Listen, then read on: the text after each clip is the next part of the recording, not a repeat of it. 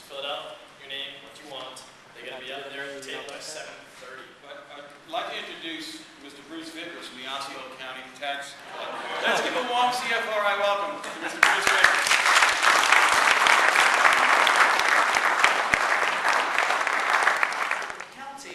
A business has to have a license in order to operate. You have to have a business tax license in order to operate a business within Osceola County limits. Otherwise, not the tax man, I'm the nice person. We send someone called code enforcement over to visit with you if we find out that you're operating, and we give you a courtesy call and we say, look, we found out that you're doing this business and you need a license. It's only $30 a year.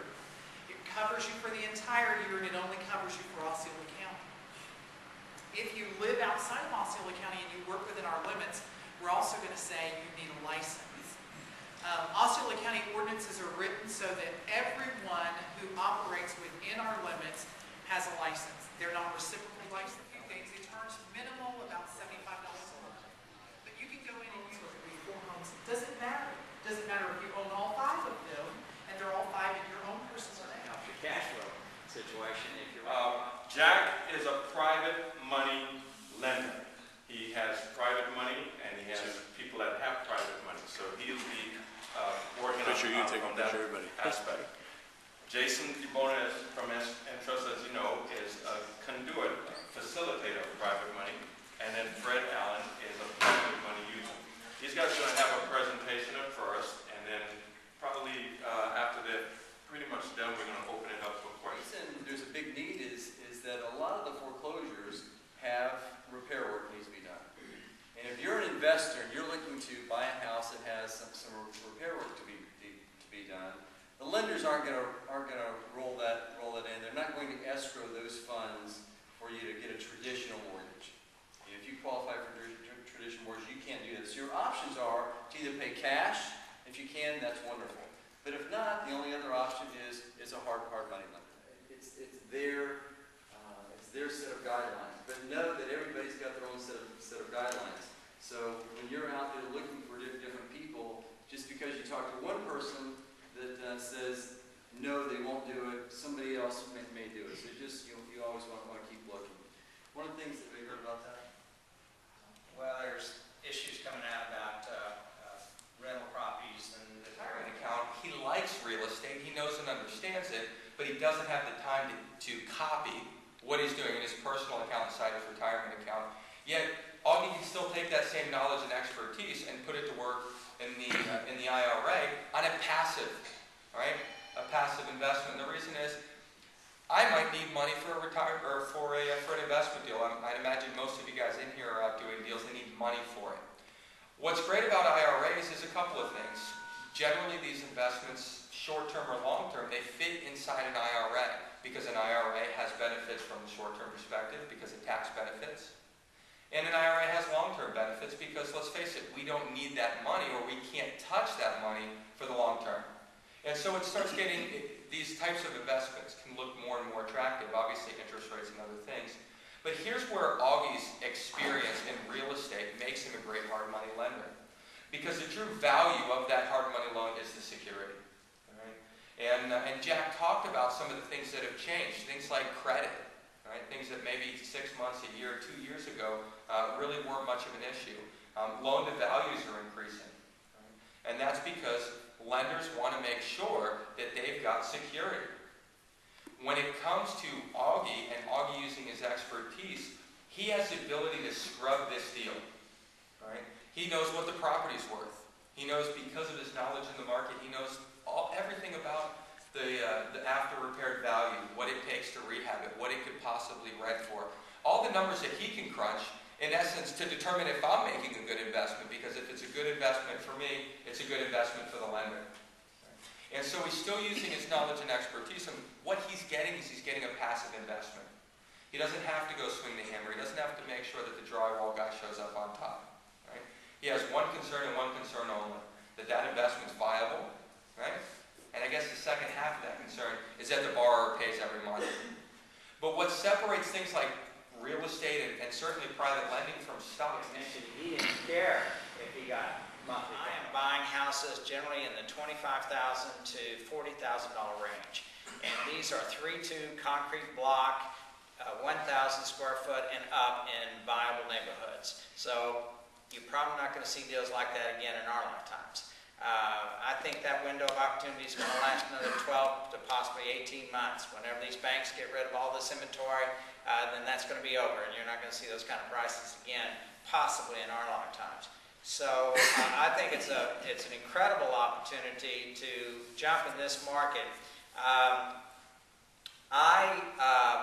As I said, in that price range, generally my ARV is going to be between 120 to maybe 150. And when we say ARV, that's a very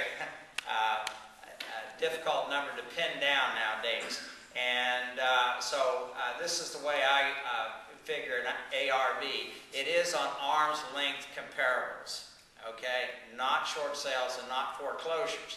All right, granted, that's if you can find them. They're hard to find in a lot of neighborhoods.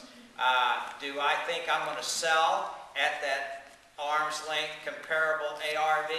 No, I don't believe I would be able to sell in this market.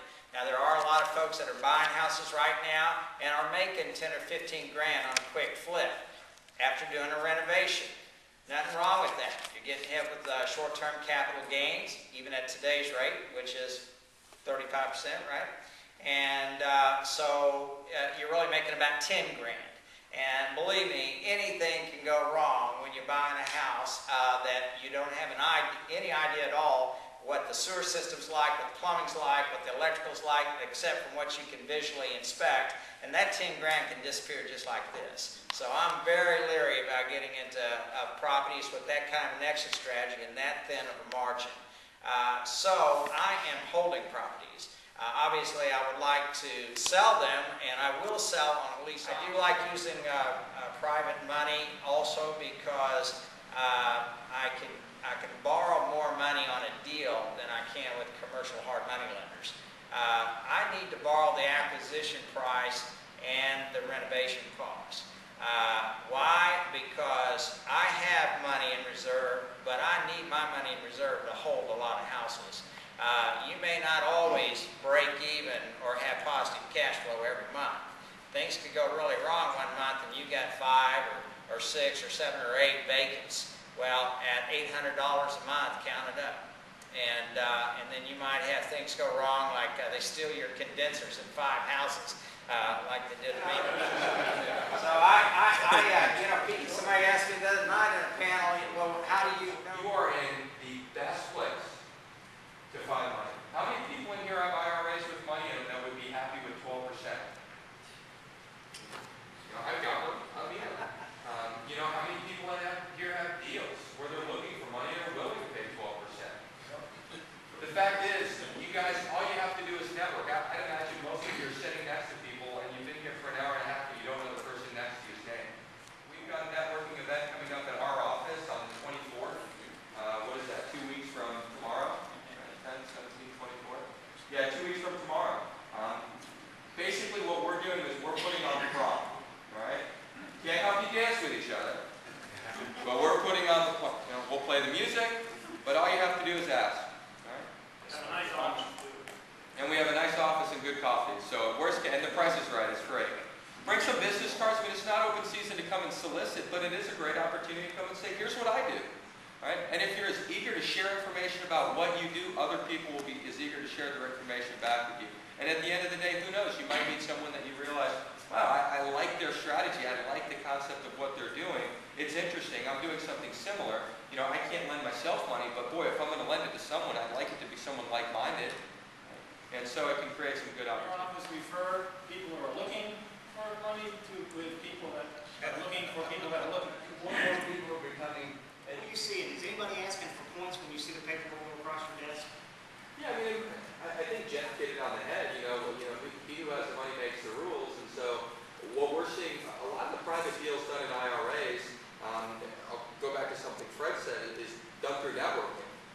It's a lot of relationship building, it's a lot of people, and so there's also an element of trust. It doesn't mean that people are turning a blind eye to the property itself, but we're seeing a wide range of stuff with